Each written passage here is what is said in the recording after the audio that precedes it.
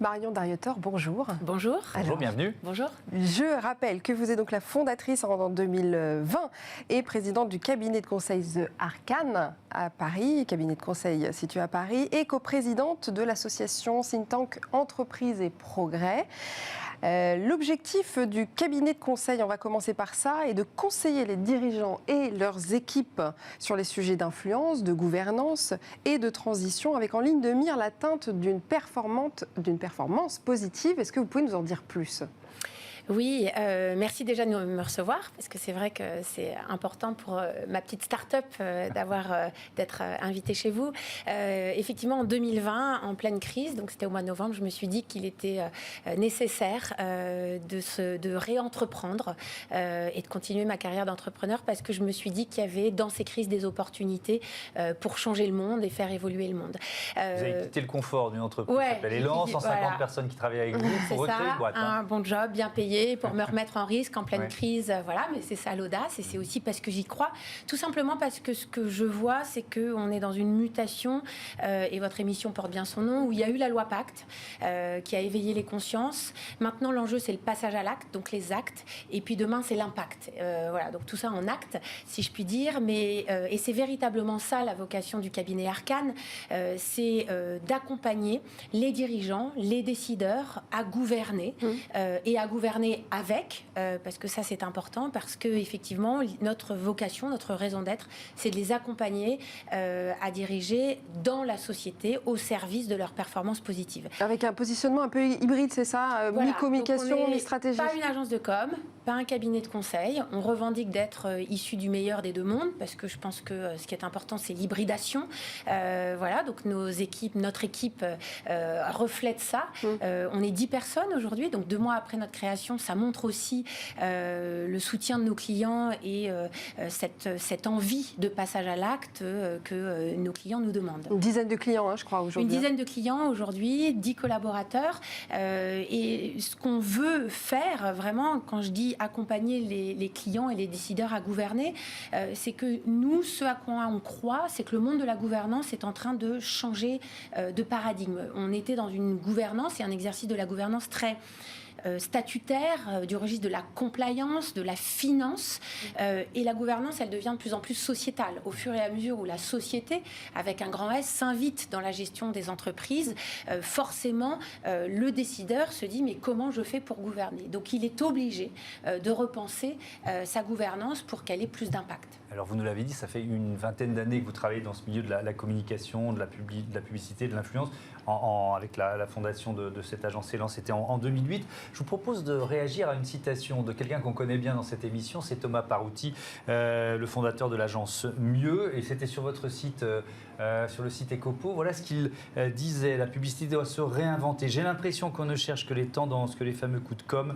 que les agences n'ont pas d'autre stratégie que financière, que notre métier nous pousse au sexisme et à la surconsommation inutile. Est-ce que c'est aussi, ce constat, une des raisons qui vous a poussé à changer, finalement ? Oui, c'est-à-dire que moi, ce qui me surprend, c'est à quel point nous, les agences de communication, on doit aussi être des acteurs de cette transition et de l'impact.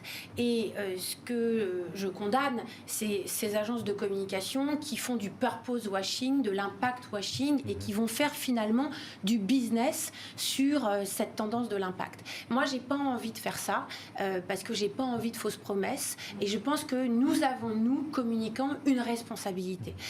Et notre responsabilité, c'est d'accompagner, parfois de prendre par la main des entreprises pour qu'elles puissent faire le mieux, pour qu'elles puissent faire le good, mais dans les actes. On fait un métier, nous les communicants, on est beaucoup dans le storytelling, on raconte des histoires. Pendant longtemps, on a fait ça.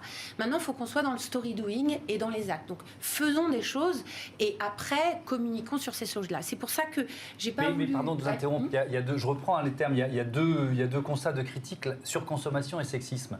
Est-ce que vous pouvez nous dire un mot de chacun ? Surconsommation d'abord. Surconsommation, oui, parce que forcément, le modèle traditionnel publicitaire, à partir du moment où il était dans un certain modèle, il pousse à la consommation. Alors, moi, je pense qu'il y a de la place pour tout le monde. Et surtout, il faut respecter le choix des consommateurs. Donc, je ne dis pas que c'est la fin d'un modèle. Je pense qu'il doit y avoir plusieurs modèles. En revanche, il faut que les communicants exercent aussi leurs responsabilités. Et en fonction des secteurs pour lesquels ils travaillent, il faut qu'ils pensent les enjeux de ce secteur. Et si ce sont des enjeux où la surconsommation a un impact négatif et que les externalités négatives sont trop fortes, on peut peut-être aider à faire changer les choses de l'intérieur. Le sexisme, pourquoi pas? Effectivement, il y a des modèles d'agences où peut-être la place de la femme n'est pas assez considérée, et c'est une femme dirigeante d'entreprise qui vous le dit, donc c'est bien, il faut faire attention quand même aux cabales, je pense qu'il faut viser l'équilibre dans tout ce qu'on fait. On a aussi parfois eu des images publicitaires qui projetaient ces images de sexisme, mais je pense qu'il y a quand même une prise de conscience très forte de mes pairs et les choses sont en train d'évoluer. Je pense, en tout cas, que la com a pris acte, notamment avec les états généraux de la communication, avec exactement. La ACC Live aussi qui fait plein de choses.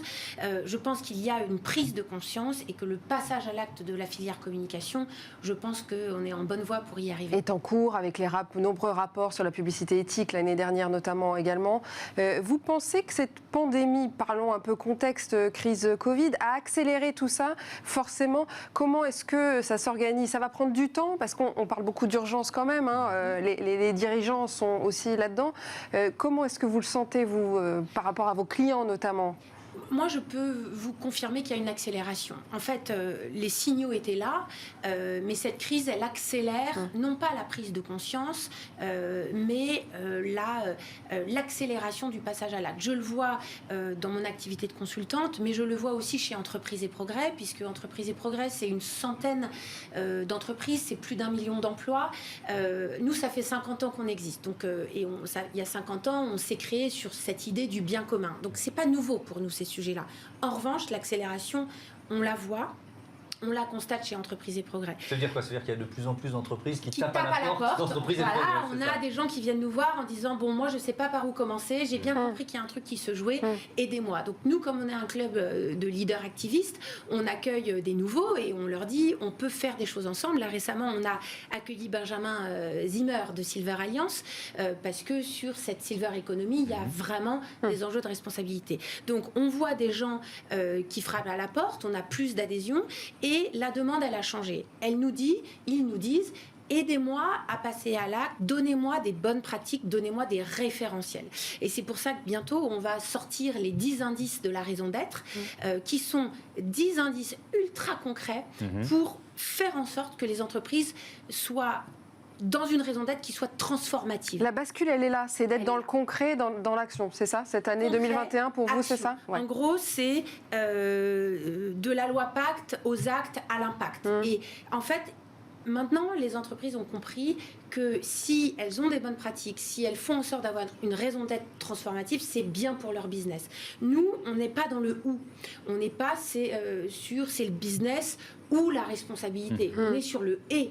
À savoir le sens et la rentabilité, le business et la performance.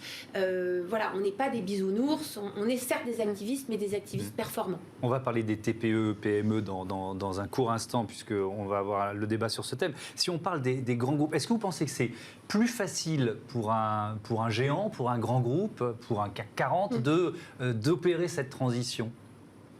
Pas forcément. Ou au contraire, c'est un paquebot, donc forcément, il est Vous posez une vraie question parce que c'est vrai que la question, c'est est-ce qu'il vaut mieux être impact native, donc être une entreprise née de l'impact, ou est-ce qu'on peut faire une transition? Oui, forcément, quand on est impact native, on le voit, il y a une agilité, il y a une vitesse, il y a une culture, parce que c'est un shift culturel. Mais on voit aussi des entreprises formidables, CAC 40, qui sont en train de se transformer. Sodexo, par exemple, est une entreprise qui a dans ses gènes depuis 60 ans tous ces enjeux-là et qui est encore en train d'accélérer. L'Oréal, pareil. Donc on voit des entreprises qui sont en train d'avancer. Alors peut-être que c'est un peu plus lent, mais tout dépend du dirigeant. Mais vous parliez de gouvernance, ça va jusqu'au COMEX de ces grands groupes? Oui. C'est-à-dire qu'ils s'impliquent beaucoup plus dans cette logique de transition, dans cette logique RSE? Ce qui est important pour avancer dans ces sujets-là, c'est qu'il faut un alignement des instances de direction. Le board, le COMEX et parfois le comité de direction. C'est-à-dire que c'est assez... L'enjeu, et c'est pour ça que Arcane est né, c'est d'accompagner l'ensemble des échelons de l'entreprise, de la gouvernance de l'entreprise, pour prendre le virage de l'impact, parce que c'est vrai que ça ne peut pas être traité en silo. Alors justement, parlons de vos clients. Quelles sont leurs demandes? Est-ce que c'est vous qui les accompagnez, d'ailleurs sans qu'ils le demandent, sur ces sujets-là? Ou est-ce que vraiment il y a une attente de savoir quelle priorité peut être donnée à leur stratégie pour cette année? Alors, il y a des clients qui viennent nous voir pour notre expertise sur la gouvernance à impact, si je puis dire, parce qu'on a cette réputation-là. L'équipe qui m'accompagne est experte là-dedans, le board que j'ai formé également. Donc on vient nous voir pour ça, avec une formidable envie d'accélérer. Donc voilà, et surtout de faire évoluer le modèle d'affaires. C'est-à-dire que c'est pas juste la RSE, la raison d'être, voilà, c'est comme vertical. Comment je transforme mon modèle d'affaires, parce que ça devient un atout de la compétitivité et de la performance. Mais il y a aussi des entreprises qui disent: aidez-moi, je ne sais pas par où le prendre, j'ai envie d'y aller, mais je ne sais pas par quoi commencer. Et donc là, c'est un accompagnement très culturel également des équipes, d'ouverture des chakras, d'ouverture des consciences. Moi, je pense que il ne faut pas se précipiter, il n'y a pas une idée de vitesse, il faut le faire à son rythme. Et donc chez Arcane, on a pour habitude d'accompagner déjà ceux qui ont envie. Voilà, c'est ça qui compte. Bon, restez avec nous, Marion, on ouvre notre débat sur l'engagement des TPE-PME.